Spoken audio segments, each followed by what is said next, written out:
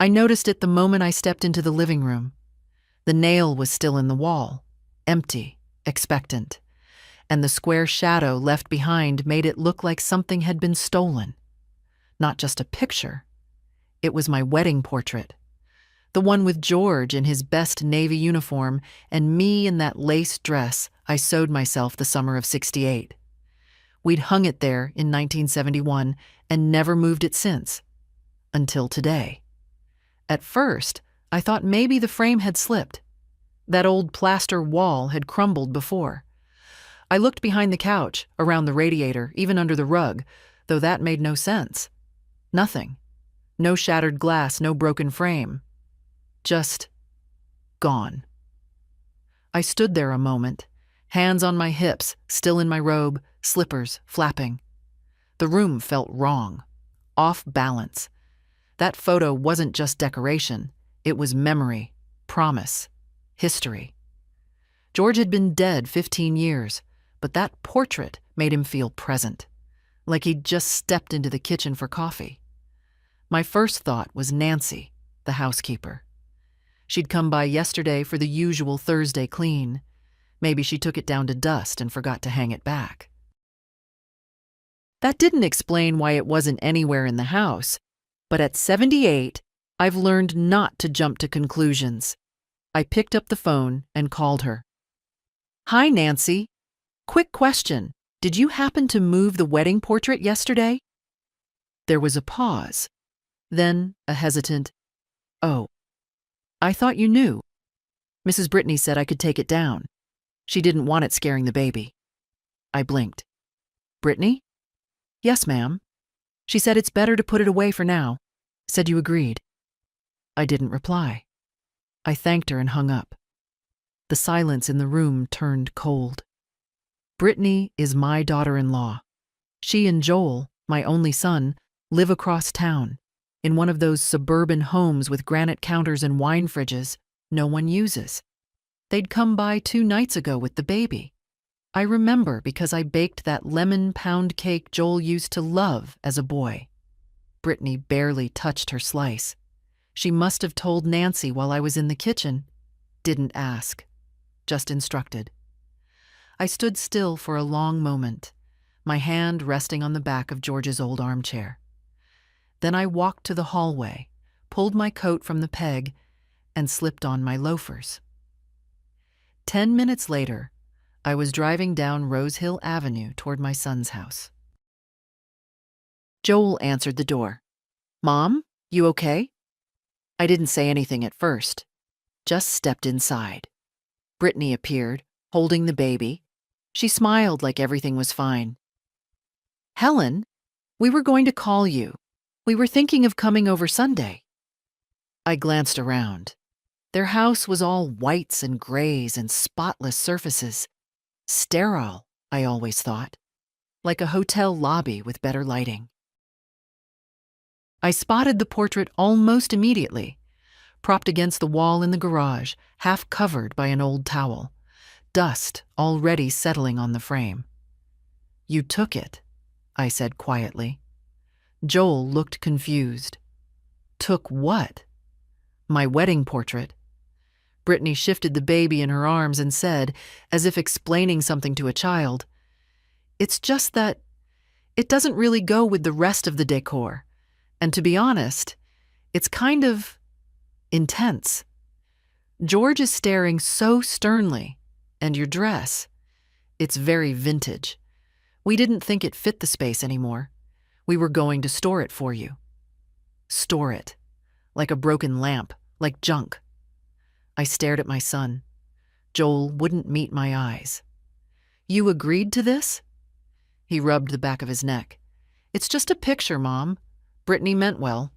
"No, Joel," I said, voice steady. "It's not just a picture. That was your father. That was our wedding day. That's what built you." Brittany laughed nervously. "Oh, come on, Helen. Don't be so dramatic. We thought it would be better for the baby, a calmer atmosphere. Minimalism is better for development. That's what the studies say." "Minimalism?" I repeated. "Yes," she said brightly, like she was quoting a wellness blog. Neutral colors, uncluttered space, no emotional overload. I turned to Joel. So, my marriage is emotional overload? He finally looked at me. Mom, please, don't make this into a thing. It's just a picture. Let it go. I didn't reply. I walked into the garage, picked up the portrait, heavier than I remembered, and held it tight. Dust clung to my sweater. I didn't care. I'll be taking it back now, I said, turning to the doorway. Really, Helen? Brittany said, a bit sharper now. You're going to carry that all the way back home? Why not let us keep it safe? You could fall. I didn't answer. I walked past them, out the front door, and loaded the portrait into the back seat of my Buick.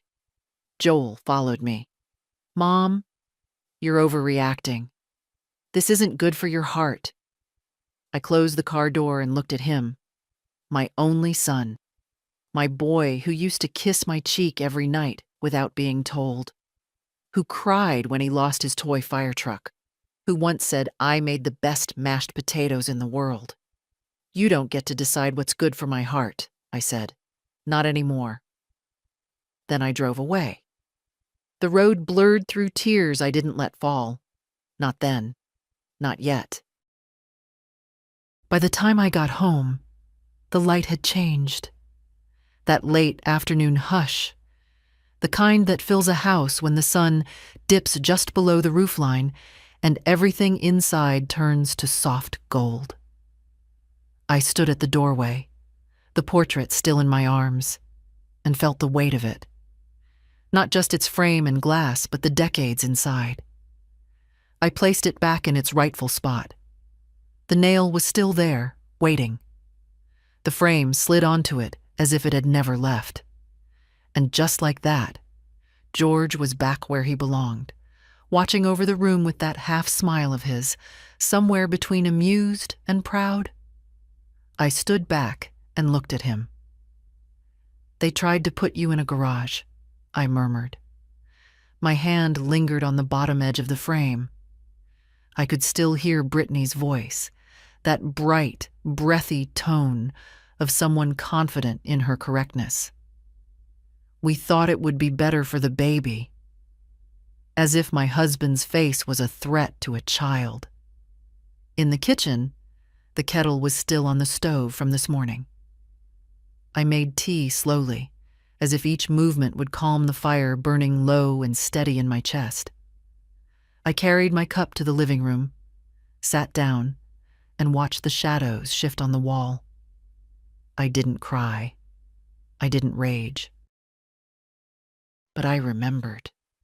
I remembered the night that portrait was taken, our wedding reception in George's cousin's backyard, under strings of mismatched lights, with a photographer who took pictures in black and white because it was all he could afford. George had carried me through the gate because there were steps and I had heels. The lace on my sleeves kept catching on everything, but I didn't care. We were young. We were full of something that felt permanent. And now my own son couldn't look at it. My thoughts were interrupted by the sound of a car door slamming outside. I looked through the blinds. Joel's car. Alone. He rang the doorbell instead of walking in. I opened it without speaking. He stood there, hands in his coat pockets, face drawn. Mom, he said, I wanted to talk. Alone. I stepped aside. He walked in, looked at the portrait, then looked away just as quickly. You brought it back, he said. No, I replied. I reclaimed it. He sighed, that tired sound I'd heard 1,000 times when he was 15 and trying to get out of mowing the lawn. She didn't mean any harm. Brittany. She took something that didn't belong to her, I said, sitting back down. Without asking. Then tried to justify it with psychology articles. Joel sat across from me, leaned forward, elbows on his knees. She's just trying to create a calm environment for Mason. The baby's sensitive. He's 5 months old, Joel. He doesn't care about wall decor. Joel smiled faintly, but there was no warmth in it. You've always been so attached to the past. I'm attached to what matters, I corrected. To the things that built this family, George included. He didn't argue. We sat in silence. He stared at the floor. I stared at the man I used to cradle. After a long pause, he said, "Look, we don't want you to feel pushed out. That's not what this is. But maybe you could, I don't know, declutter a bit? The house has a lot of things. Maybe it's time." My throat went dry. Time for what? He shrugged. To simplify. Maybe go through old stuff. Let go of things that don't serve you anymore. And who gets to decide what serves me? He didn't answer. I stood up, set my teacup down.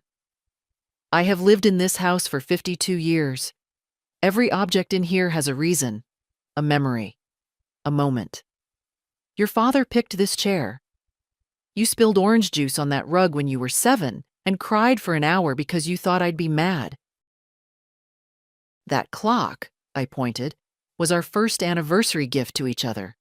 And that portrait, I looked at George, is not decor. It's legacy. Joel rubbed his face. Mom, I'm not saying get rid of everything. I'm just saying, think about what's really necessary. You mean what's necessary to you, I said, to your lifestyle, your image. He flinched. That's not fair. I crossed my arms. No, Joel. What's not fair is watching my son slowly erase everything that came before his marriage because it embarrasses him. What's not fair is pretending I don't see it. He stood up, agitated. That's not what this is. Then tell me what it is. He didn't speak. We stood in the stillness of the room we once called home. I waited, but he had nothing more to offer. Thanks for stopping by, I said quietly. You can go now. He hesitated, then nodded. I didn't walk him to the door. He let himself out. The latch clicked softly behind him. I turned back to George. His smile hadn't changed. He still looked like he knew more than he ever said. I think we've got a problem, love, I said. And I think I'm done pretending we don't. The next morning, I woke to silence. Not the peaceful kind, but the kind that feels like the world is holding its breath. No calls, no messages, not even one of Brittany's passive-aggressive check-ins about how I'm doing lately. I made toast. No appetite for more. Sat at the table staring at the butter knife like it held answers. The portrait looked down from the wall, steady, unchanged. I felt steady too. Tired, but anchored. Mid-morning, I decided to call Nancy. She answered right away. Mrs. Driscoll? Hi, Nancy. I just wanted to follow up. About the portrait. She sounded sheepish. I'm sorry, ma'am. I should have called you before I moved anything. I didn't think...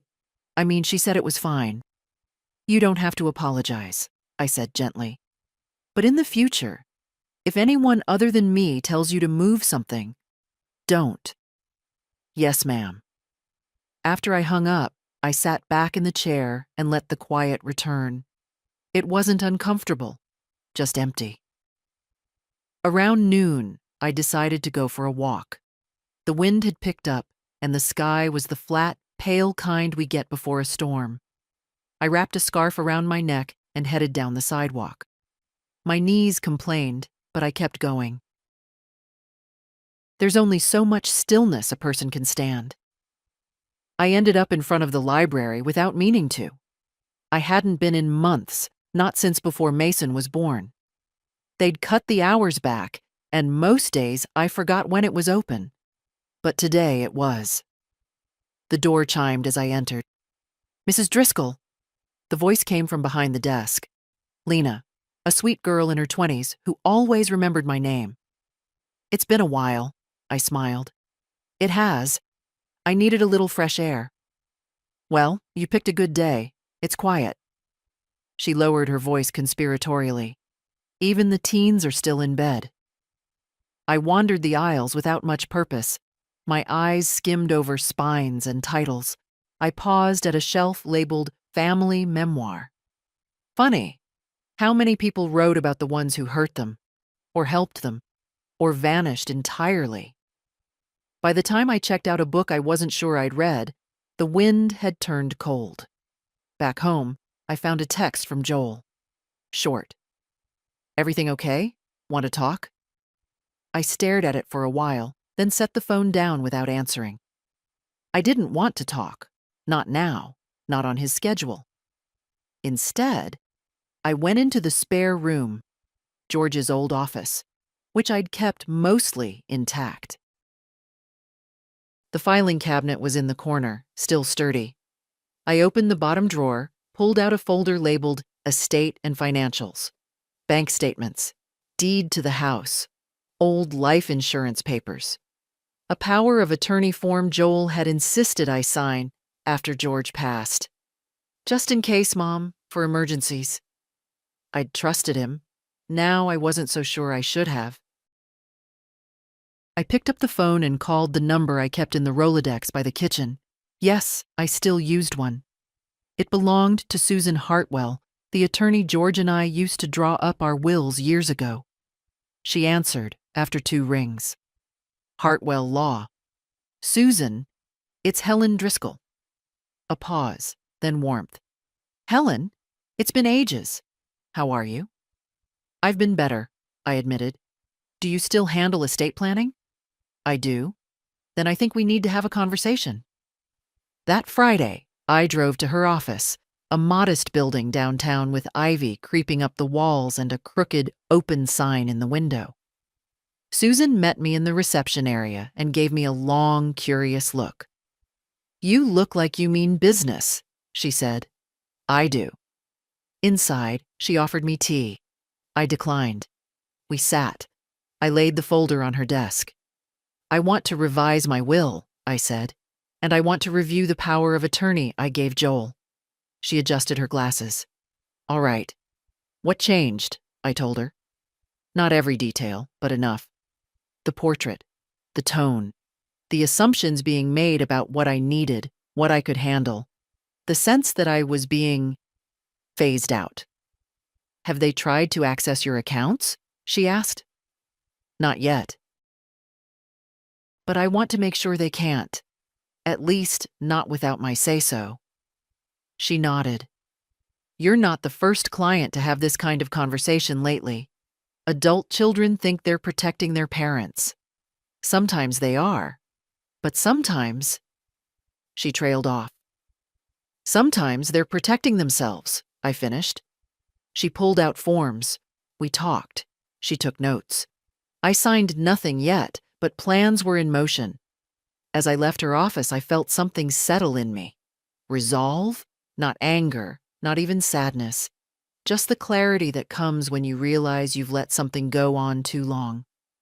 That evening, back in my house, I looked around. The furniture wasn't new. The walls needed paint. But it was mine. Every inch, every creak, every faded photo. And I wasn't done protecting it yet. The next time I saw Brittany, she was standing in my kitchen, uninvited, arms crossed, eyes scanning the room like it was a cluttered thrift store. I just wanted to check on you, she said, like she was doing me a favor. Joel said you hadn't answered his messages. I haven't, I said, pouring myself a glass of water. I didn't offer her one. She gave a tight smile. We were worried. You seemed upset the other day. I took a slow sip. You removed something from my home without asking. That's not upset. That's reasonable. She blinked, then tried for gentleness. It wasn't personal, Helen. It's just that some things feel outdated, dark. The portrait gave the living room a heavy energy. That's all I meant. Is that why it was in your garage under a towel? Her smile faltered. It's just a photograph, she repeated, like it was a spell that might save her. I didn't think, no, I interrupted. You didn't. We stood in silence. She looked around again, her gaze lingering on the bookshelf, the patterned curtains, the grandfather clock that hadn't chimed since 2011. The house was full. Lived in. And I realized, not for the first time, that women like Brittany don't trust homes that feel like people still live in them. I know you're used to doing things a certain way, she said, gentler now. But Joel and I are trying to create a consistent environment for Mason. Predictable, clean. And that includes my house? She didn't answer. I understand now, I said, placing the glass down. You don't see this place as mine, not really. You see it as an extension of your control. That's not fair. No, what's not fair is deciding without a word that your version of acceptable erases mine. She stepped back slightly, wounded but not surprised. I imagine she wasn't used to being challenged by someone who wears compression socks. I'm sorry if you felt disrespected, she said carefully.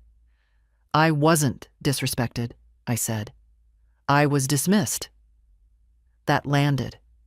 She opened her mouth, closed it, then said, I don't want us to have tension, not for Joel's sake, not for Mason's.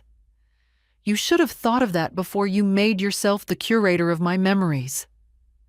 A silence settled between us. She looked at the wall behind me. George was still there, framed, upright, whole. Brittany adjusted the strap on her purse. We should go through your storage sometime. There's probably a lot you don't even remember owning. I smiled. There's probably a lot you think you're entitled to just because I'm old. Her eyes hardened. Just for a second. Then she said, I'll let you rest. We'll be in touch. I didn't see her to the door. When it clicked shut behind her, I leaned against the counter and exhaled. It wasn't a victory, not really. But it was a line in the sand. Later that afternoon, I called my granddaughter. Emma picked up on the second ring. Grandma, everything okay? Her voice always made something unclench in my chest.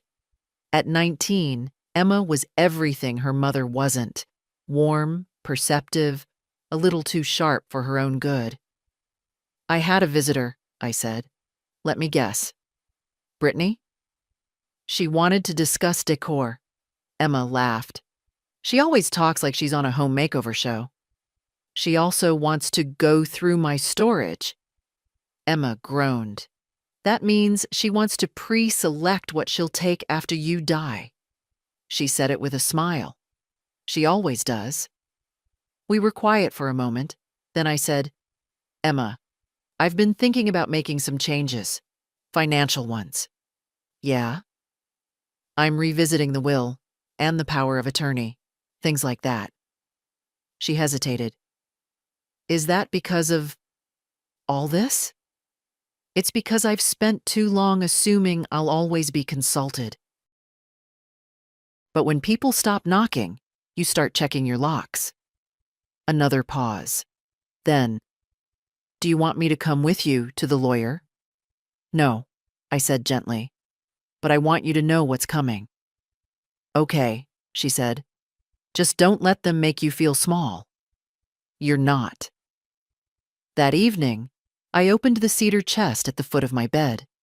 Inside were old letters, George's dog tags, and a blue ledger I hadn't looked at in years. I flipped through pages of neat handwriting, records of payments, bills, little notes from when we'd saved for Joel's college, for his first car. I paused at one line. $2,000, Joel and Brittany. Mortgage bridge, April 2009. Promised repayment, July. It had never come. Page after page told the same story. Loans, guilt-soaked promises, disappearances.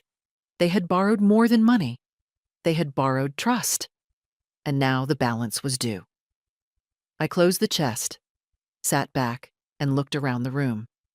Every object was familiar, every shadow mine. And yet, somehow, I felt more like a guest in my own house than I ever had.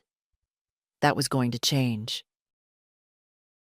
The following Monday, I walked into the Wilcox branch of First Capital Bank. I hadn't been there in person in over a year. Most things I handled by phone or online, but today I wanted them to see my face, my name, my decision.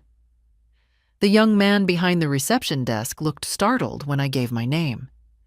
"Helen Driscoll," he repeated, eyes flicking to his monitor. "That's right. Of course, I'll get Mr. Baines for you." Mr. Baines, Russell, as he liked to insist, was the personal banker assigned to my accounts. Mid-40s, expensive shoes, and the habit of talking to older women like they were hard of hearing. He appeared a few minutes later, all polished teeth and confident nodding. "Mrs. Driscoll, what a pleasure. We usually hear from you by phone. Everything all right?" "Everything's fine," I said. "I'd just like to go over my accounts and make some adjustments." His smile tightened just a bit. "Absolutely. Right this way." Inside his office, I sat down in the leather chair and opened the folder I'd brought, neatly tabbed, labeled. Decades of order, of being responsible. I laid it on the table like a weapon. "I'd like to revoke the power of attorney I gave my son," I said. Russell blinked. "Oh, of course. We can do that.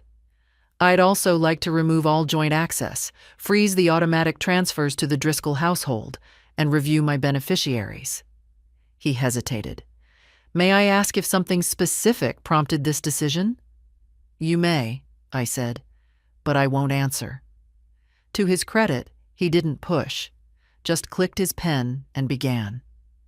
"I can temporarily suspend all standing payments today.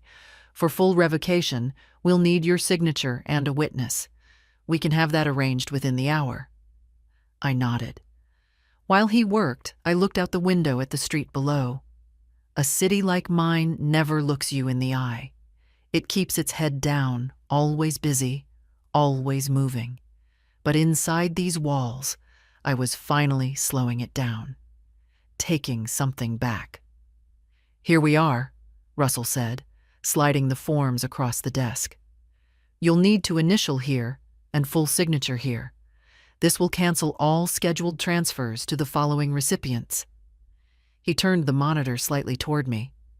Joel's name came up again and again. Mortgage supplements, insurance, a landscaping service in their zip code, even the subscription to some gourmet meal box. I picked up the pen and signed. Each stroke of ink felt like peeling off a film I hadn't realized was over my skin. Once it was done, Russell printed out the updated statement. "You'll receive written confirmation by mail," he said. "Is there anything else we can do for you today?" "Yes," I said, standing. "Don't call Joel to confirm anything. This was my decision, not a misclick, not a mistake." He inclined his head. "Understood." Outside, the wind had picked up again.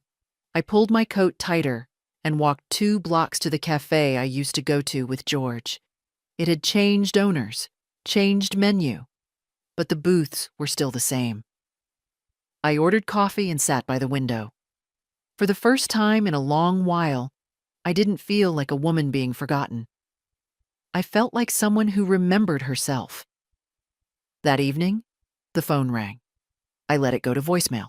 It rang again, and again. Eventually, I picked it up and saw the screen lit up with Joel's name. I answered, not out of obligation, but because I was ready. "Mom," he said, no preamble. "What's going on? I just got a bank notification that our mortgage payment didn't go through." "I know," I said calmly. There was a pause. "Did you cancel something by accident?" "We can get it fixed." "No accident. I canceled everything." His tone changed. "Why would you do that?" Because I'm no longer supporting a family that doesn't respect me. He made a frustrated sound. This is about the picture again? This is about years of pretending, I said. Pretending that my help is wanted when only my money is. Pretending that being polite to my face means caring about me. Pretending that I don't notice how Brittany looks at me like an overstuffed chair in the wrong room. His voice dropped. You're being unfair. No, Joel. I was unfair. To myself. For a long time. You're going to make things very difficult for us. Mason's tuition fund. You can figure it out. You're both working adults. He was quiet. Then, more quietly. I didn't realize you felt like this. That's the problem. You didn't realize anything, or you didn't care. Can't we talk about this? Work it out? We are talking, I said. But I'm not working it out for you this time. He sighed again. Does Emma know? She knows what matters. He didn't respond. Finally, I said, I hope you find a way to adjust. I truly do. But you won't be doing it with my checkbook. And I hung up. Later, I stood in front of the portrait again. George looked at me the way he always did. Steady, knowing. I raised my glass of water to him like a toast. Balance paid in full. The next morning, I found myself awake before sunrise. No alarm, no sound. Just a strange stillness inside me, the kind that follows a storm. I sat up slowly, letting my joints catch up with the movement, and pulled the curtain back. The sky was pink at the edges, bleeding into gray. Quiet. Beautiful. And for the first time in a while, I didn't feel like I had to hurry into the day. No errands for someone else. No calls to make on behalf of someone else's chaos. Just me. I made coffee, not the weak kind I used to brew when Brittany visited, and buttered a slice of toast thick enough to make a doctor frown. I sat at the table, chewing slowly, and let myself think about George. He'd hated the quiet, said it made him feel like something was waiting to happen. I used to tease him about it. Not everything's a warning sign, I'd say. Sometimes silence is just peace. I wondered what he'd say now. If he'd be proud of me. If he'd tell me I waited too long. Or if he'd take my hand and say nothing at all. The portrait was still there on the wall, of course. Framed in dark wood, slightly crooked, like always. I didn't fix it. Some things are better when they lean a little. Around 9, I heard the mailbox clang. Bills, flyers, and one thick envelope from Hartwell Law. I brought it in, opened it at the kitchen counter. Inside, confirmation of the power of attorney revocation and a packet marked Draft Revised Will. I read it once, then again. My name, clean and centered at the top. My choices, clear and unapologetic. Emma listed as primary beneficiary. Joel removed from all decision-making authority. Every clause tightened like a locked door. I didn't smile, but something in me unknotted. That afternoon I called Emma. She picked up immediately. Hey, Grandma. Do you have time for a visit? Always. She arrived within an hour, wearing jeans and a sweatshirt, her hair pulled back in a way that reminded me of myself at her age. She walked in and hugged me without asking. No small talk, no agenda. I have something to show you, I said, handing her the will. She read it carefully, brows furrowed, then looked up. Are you sure? Yes. Grandma, this is a lot. It's mine to give, I said. And it's time it went to someone who's never made me feel like a burden. She sat down heavily. I don't know what to say. You don't have to say anything. I just want you to know it's done. I'm not letting anyone sort through my life like it's a pile of donation items. She reached across the table and took my hand. Thank you. We sat like that for a while. Eventually, she asked, "What are you going to do next?" I hesitated, then said, "I think I want to move." Her eyes widened. Move? Not far. I don't need this much space anymore. And I don't want to spend the next 10 years watching people circle this house like vultures. Emma's jaw tightened. They won't like that. I know. And you still want to do it? Yes. She grinned. Then I'll help you find a place. We spent the rest of the afternoon online, scrolling through listings. I didn't need anything fancy. Just something small, bright, manageable. A place where every object inside would be there because I chose it. Not because someone else hadn't gotten around to throwing it away. That night, after Emma left, I stood in the living room, turning in a slow circle. The furniture, the rugs, the pictures, they'd all meant something once. But now, they felt like echoes. Familiar, but distant. I ran my hand along the bookshelf, dusted it, then paused at one particular photo. George holding Joel on his shoulders, both of them laughing, wind whipping their hair. Taken on a beach trip we almost canceled because of work. It used to make me smile. Now I just felt tired. I carried it to the armchair and sat down. "Did I do the right thing, George?" I asked the room. The house didn't answer, but the air felt lighter, like it had been holding something in for a long time and was finally allowed to exhale. I stayed up late that night, sketching out a list. What I'd keep, what I'd donate, what I'd destroy. I didn't want Brittany's hands on any of it. Not the china, not the linens, not even the recipe box with George's clumsy handwriting on the dividers. Especially not that. By midnight, I'd filled 2 pages. At the bottom, I wrote, "This time, I finished the story myself." I started with the attic. The narrow pull-down stairs creaked like bones as I climbed them slowly, one hand tight on the railing, the other clutching a flashlight. The bulb up there had been out for years, and I never bothered to fix it. Most things in the attic were ghosts. Boxes of Joel's schoolwork, a broken lamp from 1982, George's old fishing gear that hadn't seen water since before Mason was born. I stood in the middle of the dusty floorboards and turned slowly, letting the light sweep over the stacked corners of my life. Funny how things collect. Not just the objects, but what they carry. Promises. Failures. Things you meant to fix or return or throw away. But you never do. You put them up high, out of sight, hoping the weight will fade with distance. But it never does. I opened the first box. Christmas ornaments. Tinsel and faded baubles, a hand-painted baby's first Christmas ball from 1979. I remembered Joel dropping it one year, the way he sobbed, thinking we'd never replace it.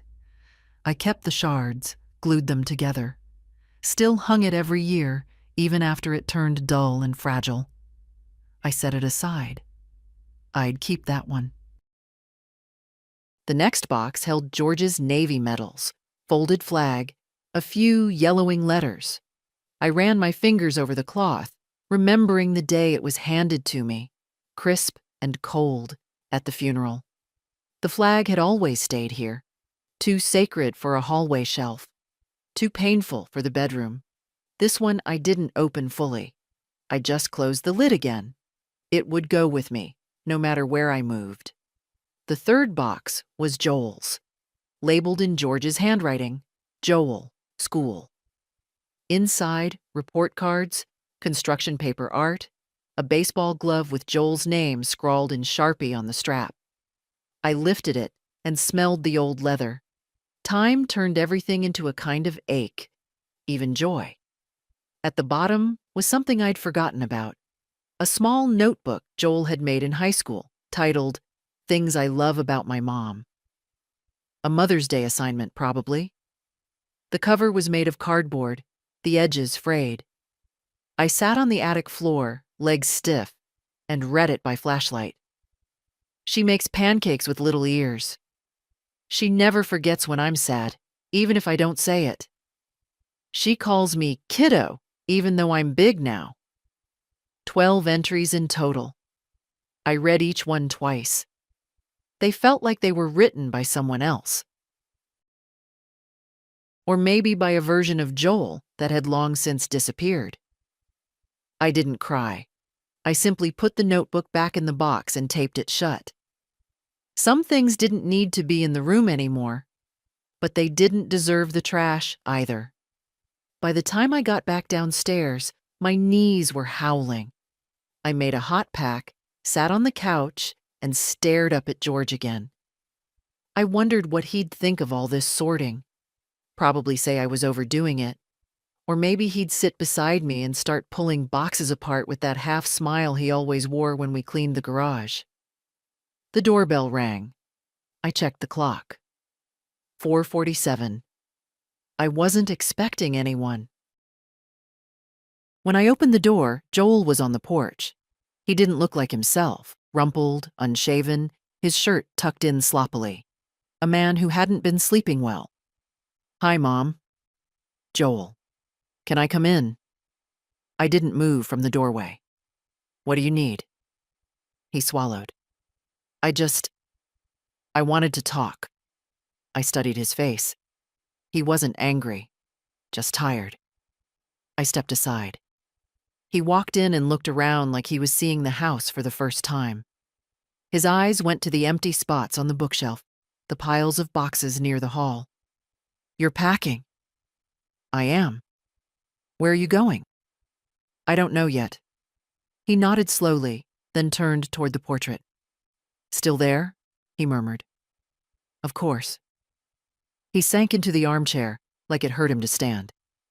"Emma told me you changed the will." "She did." "And the accounts?" "Yes." He looked down at his hands. "I didn't come to argue." "Good." I don't know how things got like this." I sat across from him. "Yes, you do." He didn't deny it. After a long silence, he said, "I'm not proud of how we've treated you. Brittany and I, we've been thoughtless." "No," I said. "You've been strategic. That's different." He closed his eyes briefly. "I guess I hoped we could ease into things. That you'd just fade into the background. That's what happens to old women, isn't it? We fade." He flinched. "That's not what I meant." "But that's what you wanted." Joel looked up at me. "I'm sorry, Mom." "I don't want your apology," I said. "I want your understanding. And if that's not available, I'll settle for space." He rubbed his face. "Is there anything I can do to fix it?" "No." He looked around the room again.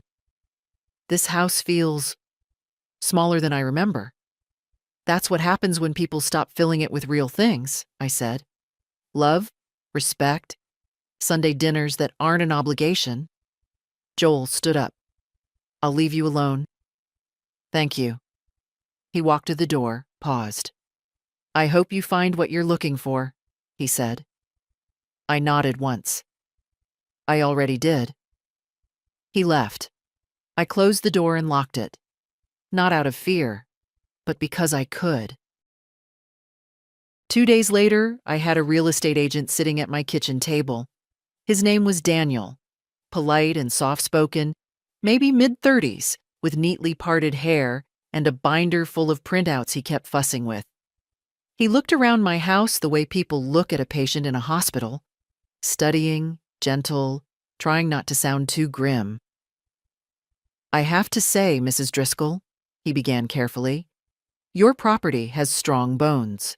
That matters a lot." "People always say that when they mean it's old," I said. He chuckled nervously. "It has character, a good lot. The neighborhood is steady. I think we'll get strong interest." I nodded. "Good. I want it listed next week." He hesitated. Have you already found a new place? Not yet. My granddaughter and I are looking. He jotted something down. Are you downsizing? I'm resizing, I replied, making it fit me again. Daniel glanced at the portrait of George. And all of this? You're ready to leave it behind? I followed his gaze. I'm not leaving it. I'm choosing what comes with me. We went through the paperwork. He explained comps, listing timelines, open houses. I listened carefully, asked questions. I may be 78, but I'm not stupid. And I wasn't going to let anyone talk over me just because I have gray hair and use reading glasses. When he left, I stood in the doorway for a moment, holding the paperwork. I imagined the sign in the yard, the strangers walking through the rooms, their voices echoing against walls that had heard decades of arguments, laughter, apologies. I wondered if they'd notice the worn spot on the floor near the stove where George always stood while making eggs, or the chip on the hallway baseboard from when Joel crashed into it with his scooter. Probably not, but I would. Emma came by that evening, bringing Chinese takeout and a notepad. We need to make a keep list, she said, between bites of orange chicken. I already started one. She flipped through her pad. So far, I've got portrait of George, flag box, mom's old mixing bowls, rocking chair from the porch, and your recipe box. Add the cedar chest. You sure? That thing is heavy. It's worth it. She looked around the room. It's weird to think of this place empty. It won't be empty, I said. It'll be relieved. We talked for hours, making 2 piles. Keep and let go. I surprised myself. I thought I'd cling to more, but most of it, I didn't need. Not anymore. I didn't want to spend the next chapter of my life being the museum keeper of a family that had already moved on. When Emma left, I walked through the house slowly, room to room, saying goodbye, but not sadly. Like you do when a chapter closes and you know it's time. I ended up in my bedroom, sat on the edge of the bed and looked out the window. My phone buzzed on the nightstand. A message from Joel. Brittany wants to talk. Says she didn't mean to upset you. I stared at it. The phrasing. Didn't mean to. As if harm unintentional isn't harm at all. I didn't reply. 10 minutes later, another text. Also, Mason misses you. I raised my eyebrows. Mason is 10 months old. He barely recognizes his own reflection. I turned the phone over. Sometimes silence is the clearest sentence. The next day, I got a call from Daniel. We've got 3 serious inquiries already, 1 cash buyer, retired couple from Oregon. That fast. I'd like to schedule a showing for Thursday, if you're comfortable. I'm comfortable. After I hung up, I walked to the wall and looked up at George again. I hope you're ready for a new wall, I said. He didn't answer, of course, but the room felt like it was listening. Later that afternoon, I pulled out an old suitcase from the back of the closet, the kind with the hard shell and a broken handle. I hadn't used it in years, but something about packing things slowly, intentionally, felt right. The first item I placed inside was the portrait, wrapped in a towel, snug, facing inward. Next went the recipe box, then my good sweater. The one George always said made me look like a woman who owns the whole town. It didn't take much. Turns out, when you stop living for other people's comfort, you travel light. The day of the showing, I woke up early and cleaned the house top to bottom. Not because I needed to impress anyone, I was already letting go, but because it felt like giving the house a proper send-off, like brushing the hair of someone you loved before they went into surgery. Respect. Closure. Emma arrived an hour before the appointment, arms full of moving boxes and bubble wrap. You don't have to help, I told her as I wiped down the kitchen counters. She smiled. I know. That's why I'm here. We packed the small things first. Frames from the hallway, old linens I couldn't bear to donate yet. Emma labeled each box with neat black marker. Bedroom, keep, kitchen, donate, fragile, memories. When we finished, she flopped onto the couch with a sigh. Do you think they'll like it? Doesn't matter, I said. It's not mine anymore. Not really. She looked around. Still, they should feel lucky. This house has good bones. I laughed. That's what the agent said. Translation, it won't fall down if you breathe near it. She grinned. Exactly. The doorbell rang at 3 years on the dot. Daniel, punctual as ever, stepped in with the couple from Oregon in tow. A tall, silver-haired man with kind eyes and a woman in a purple scarf who kept pointing at things with gentle curiosity. They walked through the house slowly, Daniel narrating as if I weren't standing right there. I stayed out of the way, perched on the porch swing with my tea while Emma hovered by the kitchen like a quiet chaperone. At one point, I heard the woman say, "It feels lived in, like a real place, not just drywall and appliances." That made me smile. When they left, Daniel gave me a thumbs up. They're very interested. I'll follow up tomorrow. After he was gone, I turned to Emma. Well, that's that. You okay? I nodded. Just tired, but the good kind. She offered to stay the night. I declined. I needed to be alone with the house one more time. After she left, I turned off every light except the lamp in the living room. I sat in George's old chair and let the shadows stretch across the walls like old friends. The house creaked the way it always had after sunset. The sound of wood settling, pipes breathing. I listened like I had for 50 years and whispered to it the way you whisper to someone who's kept your secrets a long time. Thank you. That night, I slept with the window open. In the morning, I found an envelope slipped through the door. No return address.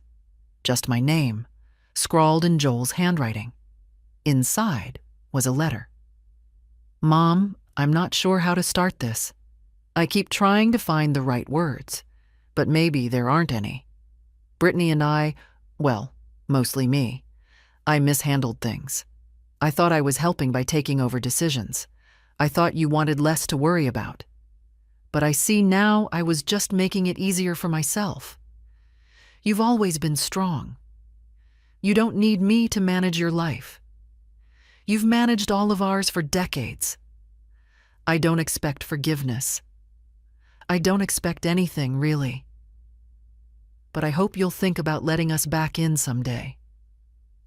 I miss you. Joel. I read it once.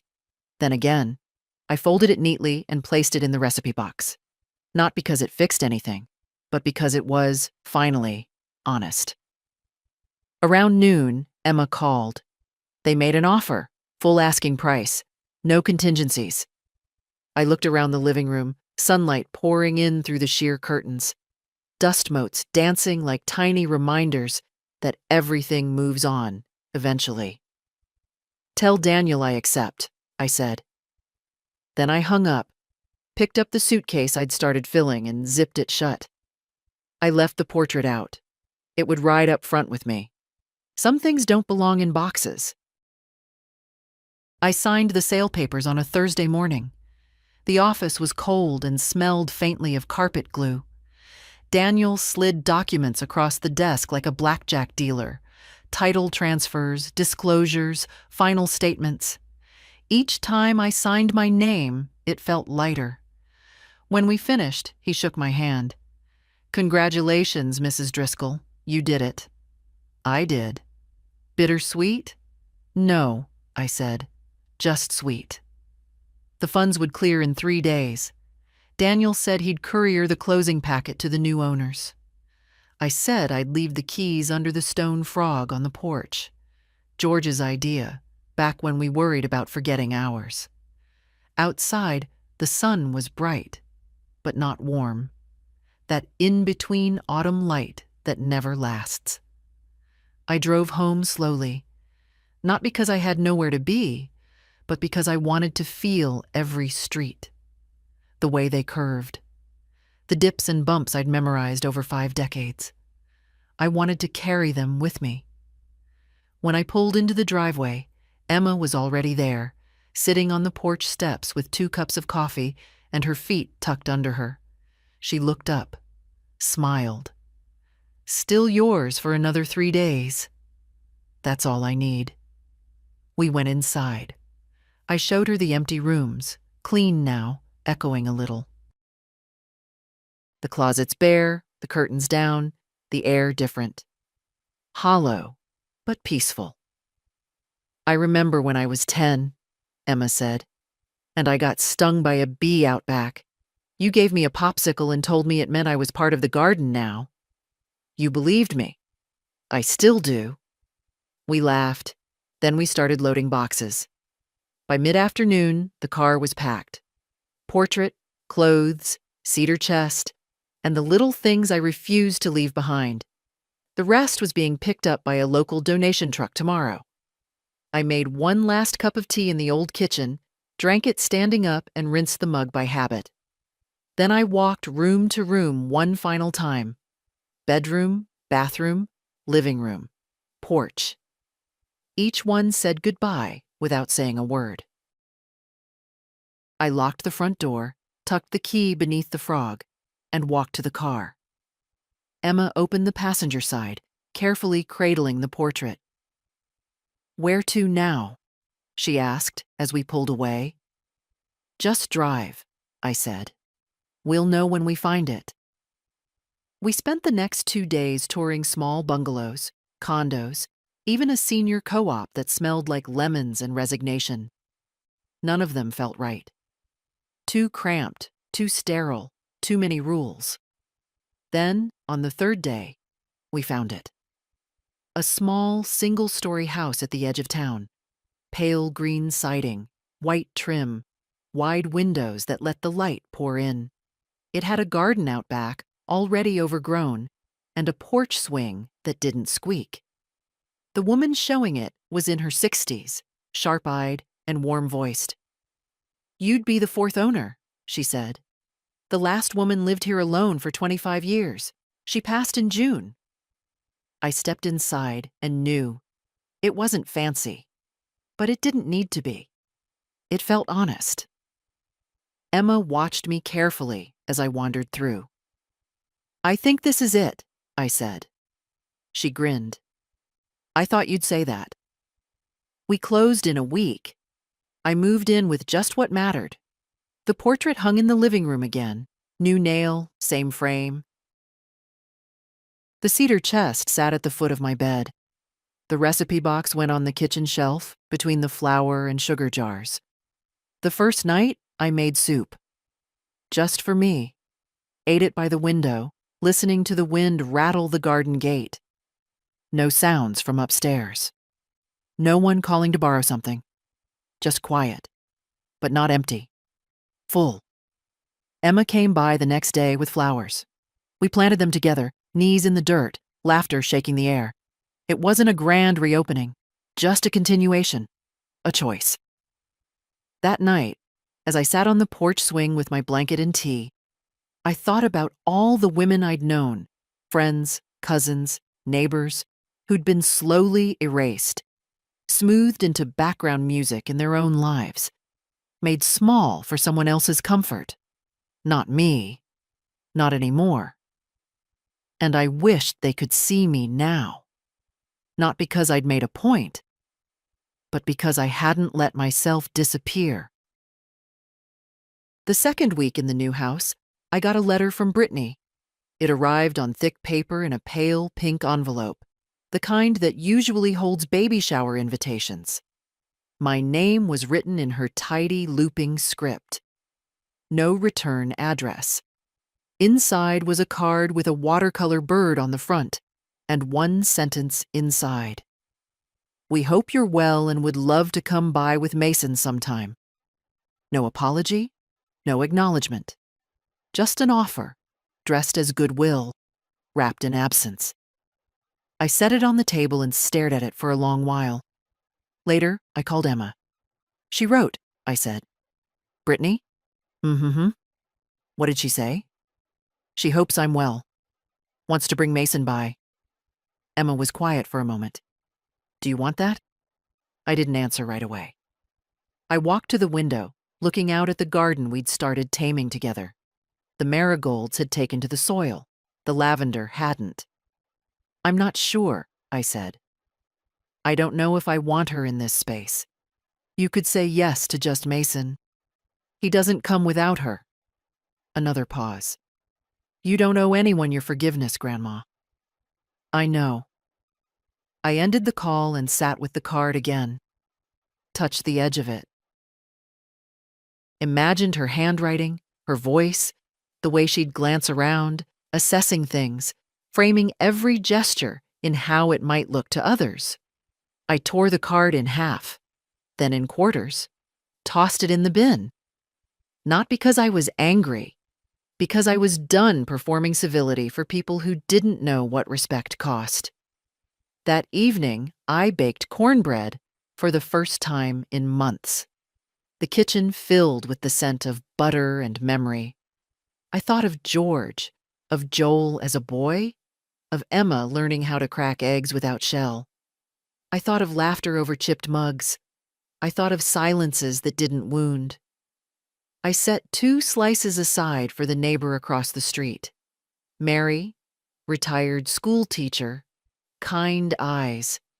Always asks about my day like she means it. She'd lent me a shovel the day I moved in. The rest I ate with soup and the hum of the radio in the background. There was no portrait looking down at me here. Just the photo I chose to place on the mantel. Emma, at 5, standing in the backyard, covered in mud, grinning with her whole face. That was enough. On Sunday, I went to the small community center 3 blocks over. They were holding a used book sale, paperbacks lined up on fold-out tables, the smell of coffee and old pages in the air. I ran into Susan Hartwell there. "Well, well," she said, smiling. "You look 5 years younger." "I feel it." We sat on a bench near the mystery section. She picked up a tattered Agatha Christie and turned it over in her hands. "You made the right choices," she said without prompting. "I know. Joel called me, wanted to see if there was a way to reverse the POA revocation." My stomach turned slightly. "And?" "I told him there wasn't. Not without your consent." "Good." He sounded disappointed, but not surprised. I nodded. She reached into her bag and pulled out a folded document. "Your final will. I had it witnessed last week. Just needs your signature." I signed it then and there. Not because I was in a rush to go, but because it felt good to have it settled. Afterward, I found a copy of The Secret Garden and bought it for $1. On the way out, I dropped a few coins into the donation jar. That night, I read the first chapter aloud in bed, just to hear a story come to life in my own voice. I fell asleep with the book open on my chest. The next morning, a small envelope was tucked into my mailbox. No name. Just a postmark from Joel's neighborhood. Inside was a photo. Mason, sitting in a patch of grass, smiling. His hands covered in something. Mud, maybe chocolate. Unposed, unfiltered. No note, just the photo. I held it for a long while. Then I pinned it to the fridge with a magnet shaped like a sunflower. Because children are not responsible for their parents, and because some smiles deserve to be kept, even if the people who sent them don't. I spent most of that week in the garden. The soil was tougher than I remembered, packed and stubborn, as if it too had settled into a shape it didn't want to change. but I kept working at it. 15 minutes in the morning, another stretch after lunch. Gloves on, knees in the dirt, back sore by sunset. I didn't mind. There's something holy about growing things. Something steady. Things take root when you stop rushing them. By Friday, the back corner bed was ready. I planted the marigolds Emma brought, some rosemary, a row of sugar snap peas I didn't expect to thrive, but planted anyway. Sometimes things surprise you. I'd just finished rinsing my hands at the outdoor spigot when I saw him. Joel. Standing by the gate, hands in his pockets, eyes unsure. He didn't speak, just waited. I walked over, slow, opened the latch but didn't invite him in. "Hi, Mom." Joel. He looked older than he had, or maybe just tired in a new way, worn through instead of worn out.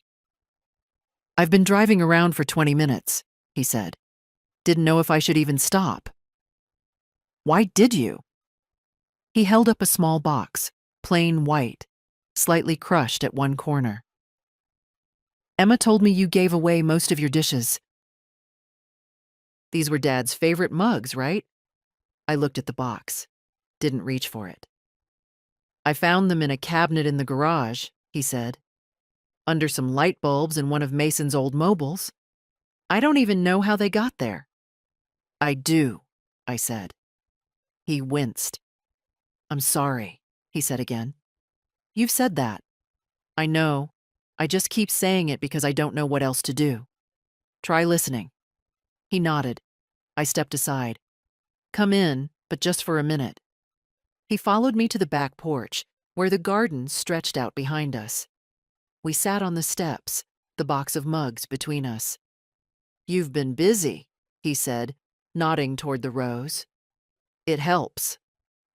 He watched me for a moment, then said, "Brittany and I are in counseling, trying to figure out why we treat people like checklists." I raised an eyebrow. "That's a start. I don't expect things to go back to how they were. I know we crossed lines." "You erased them," I corrected. He nodded slowly. "You're right." A beat passed. "I saw the will," he added, quieter. "Emma showed me. I wasn't angry, just ashamed." I didn't answer. I guess I thought I'd always be the son who gets trusted, the one who takes over when things get hard. "You don't take over someone's life," I said. "You walk beside it." He looked at the garden again. "Can I help sometime?" "Maybe," I said, "but not because you owe me, because you want to learn something." He looked at me then, not like a son trying to fix something, but like a man trying to understand it. "I do." He stood after a while, dusted off his jeans. "I'll leave these here," he said, setting the box gently by the door. As he reached the gate, I called after him. "Joel?" He turned. "Next time you visit, bring gloves." He smiled. A real one. Then he left. Later that evening, I opened the box. 4 mugs. Thick, chipped, heavy as memory.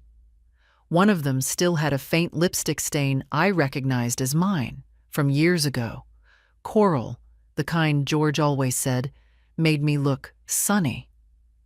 I washed them carefully and placed them in the cupboard above the kettle. Not because I missed the past, but because I was choosing what to carry forward. On Sunday, Emma came by again. "You look taller," she said, handing me a basket of plums. "I feel it." We sat on the porch swing, sipping iced tea, watching the garden. Dad told me he stopped by. He did.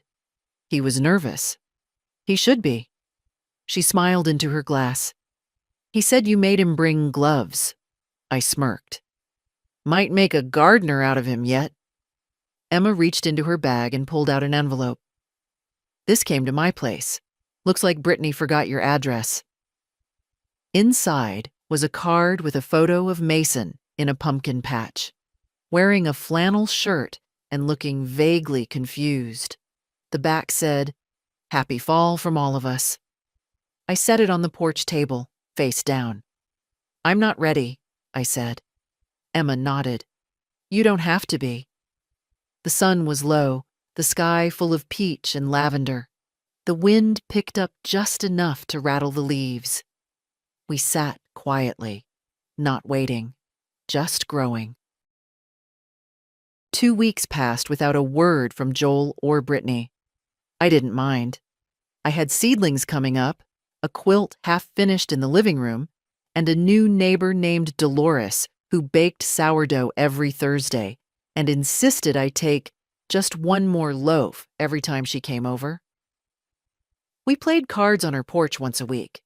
She never let me win, which I appreciated more than I said.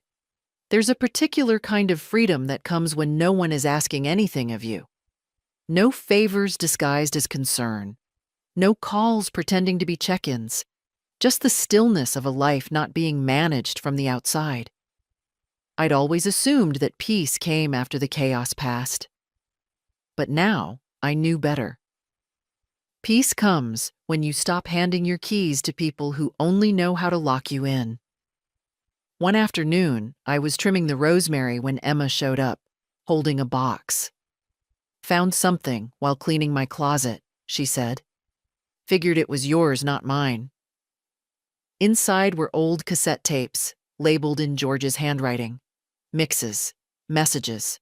One said, 2HD, 1983, in fading blue ink. I stared at it. "We don't have a player," I said. Emma grinned. "I do." Back at her apartment, we sat on the floor with a clunky silver boombox she'd bought from a thrift store for aesthetic reasons. She popped the tape in, and for a moment there was nothing but static. Then George's voice filled the room. "Hi, honey. If you're hearing this, I'm either at work or trying to make you laugh on a rainy day. Probably both." My breath caught. Emma looked at me but didn't speak.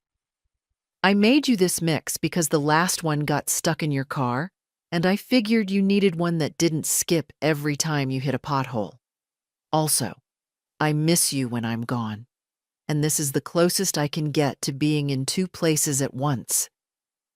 His voice, strong, warm, just a little amused. I hadn't heard it in over a decade. He played snippets of songs we used to dance to in the kitchen, told stories between tracks, joked about my snoring, described the way I looked when I was reading, eyebrows furrowed, lips twitching.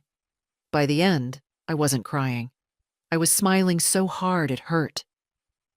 "I think that's the best gift anyone ever gave me," I said. Emma leaned her head on my shoulder. "He really loved you." "I really loved me too," I whispered. She looked up, confused. "I mean back then." I forgot for a while, but I remember now. That Sunday, I hosted lunch. Just Emma and Dolores. Simple chicken salad, lemonade, fresh rolls Dolores brought.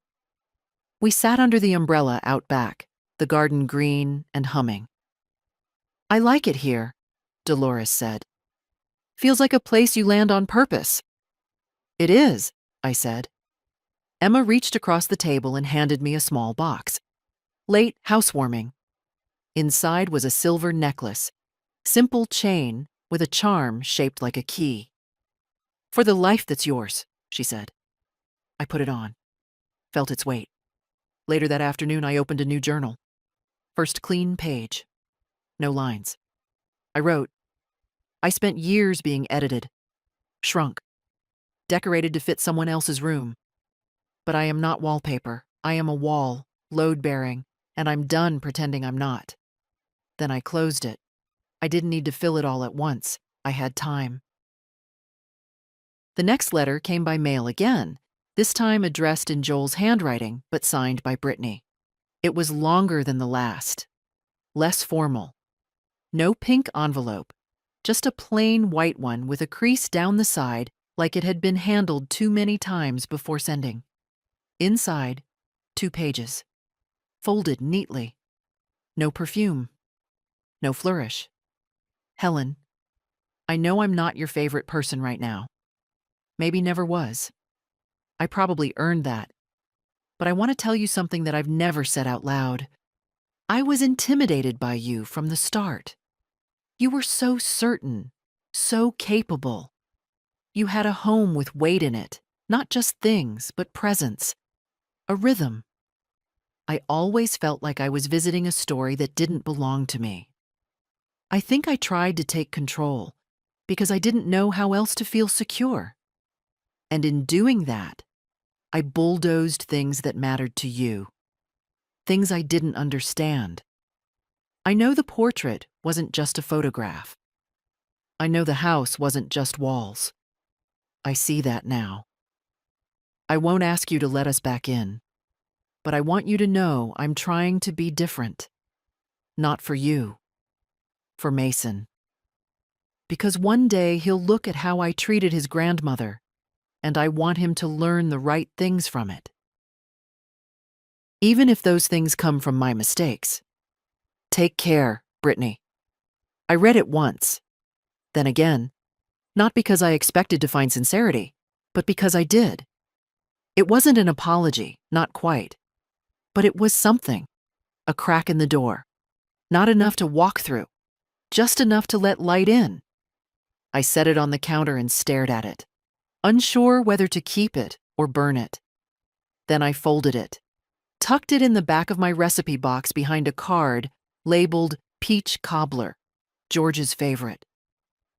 Let the memory sit where it belonged, beside something I loved more. That afternoon, Joel called. I didn't know she was sending a letter, he said immediately. She didn't ask me to say anything. Good, I said. He paused. She wrote it on her own, said she needed to, said it was time to stop acting like everything was fine. Is it? No, he said. But I want it to be better. I waited.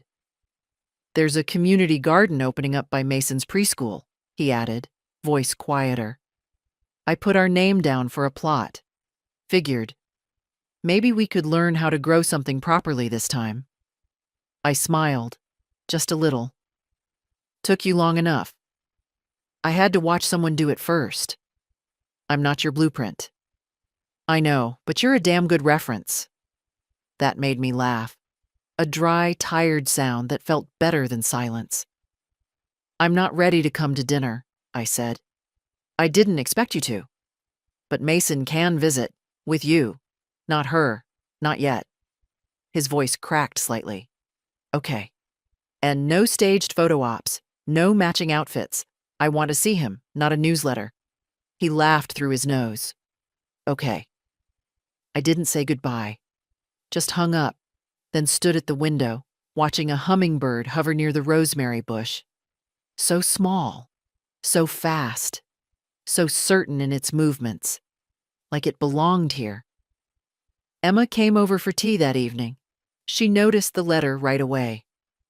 From Brittany? She asked. I nodded. I think it was honest. That's rare for her. I think she's trying. Do you forgive her? I didn't answer right away. I think I've stopped resenting her, I said.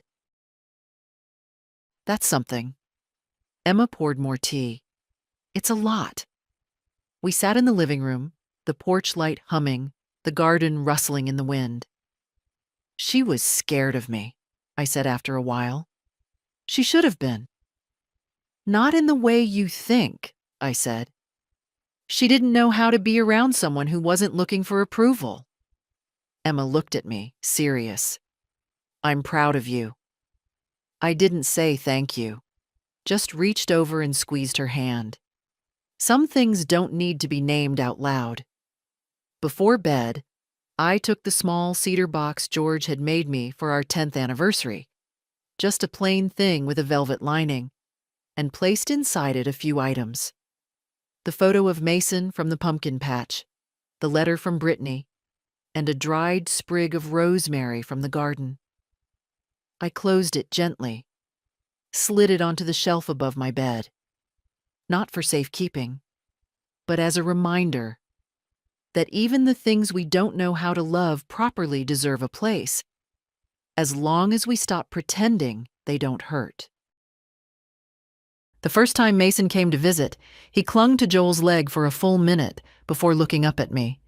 I crouched slowly, knees stiff, hands open. "Hi there," I said. "You want to see my garden?" He stared at me, big-eyed, wary, unsure, and then glanced up at Joel. "She's nice," Joel said softly. "You can go." Mason took 2 steps forward, then stopped again. I stayed where I was. I'd learned enough to know you can't rush closeness, especially not with children or estranged sons. Eventually, he reached out and touched the sleeve of my cardigan, just for a second. Then he looked up again. "Is that soup?" he asked, nose twitching. "It is. I like soup." "I know," I said. "I remember." I stood, led him inside, and served him a small bowl with crackers on the side. He ate at the table, swinging his legs, dropping 1 cracker to the floor like it was an offering. Joel stayed near the door, watching us. "Do you want to join him?" I asked. He hesitated, then nodded. Yeah, I do." We ate in near silence, but it wasn't uncomfortable. The kind of quiet that feels like the beginning of something, not the absence of it. After lunch, Mason walked through the garden, pointing at everything. "What's that?" "Rosemary." "And that?" "Peas." "Can I touch?" "You can help," I said, handing him a small trowel. He knelt and began digging near the edge of the bed, carefully, with the kind of concentration only children and gardeners possess. Joel watched from the porch, his hands in his pockets, face unreadable. When it was time to leave, Mason hugged my knees. I bent down and kissed the top of his head. He smelled like sunlight and dirt. Joel lingered at the gate. "He likes it here," he said. "It's a good place. You've made something strong," he added, "without any of us. That's the only way it lasts." He nodded, then hesitated. "Do you think we'll ever be close again?" I looked at him for a long time. "I think we're growing something new," I said. "But we have to stop pretending it's the same old tree." He nodded once. "Fair." He took Mason's hand, and they walked down the street, slow and quiet. I stood there until they turned the corner, then went back inside. Later that week, I hosted a supper. Just a few women from the neighborhood, Dolores, her cousin Mary, the woman from 2 houses over with the bright scarves and opinions about everything. We ate roast chicken and potatoes and apple pie that I overbaked, but no one minded. We told stories, laughed, let the wine open our shoulders and quiet the clocks. At one point, Mary said, "You know, you've made this house feel like it's been here forever." I smiled. That's the trick. Make it so full of life that time can't tell the difference. Dolores raised her glass. To Helen, for reminding us that quiet doesn't mean small. We clinked glasses. Ate more pie. Let the evening settle like a soft blanket around us. In bed that night, I lay awake for a while, listening, not for footsteps or voices, just for the hum of my own space, the sound of a life that finally fit. I thought about George, not as a ghost, not as a memory, but as someone who helped me build the tools I'd finally learned to use for myself. And I thought about the women like me, the ones reading this, the ones still in houses too full of silence, the ones who feel erased or softened into politeness or reshaped to fit someone else's comfort. You're not a ghost. You're not a burden. You're not done. You're the whole house, the walls, the weight, the warmth. Let them underestimate you. Then remind them what foundation really means. If this story found you, if you felt even a piece of it settle in your chest, share it. Pass it to someone who needs to remember her worth. Leave a comment if you've ever been the woman behind the door, holding the memory no one asked about. We don't have to shout to be heard, but we do have to speak.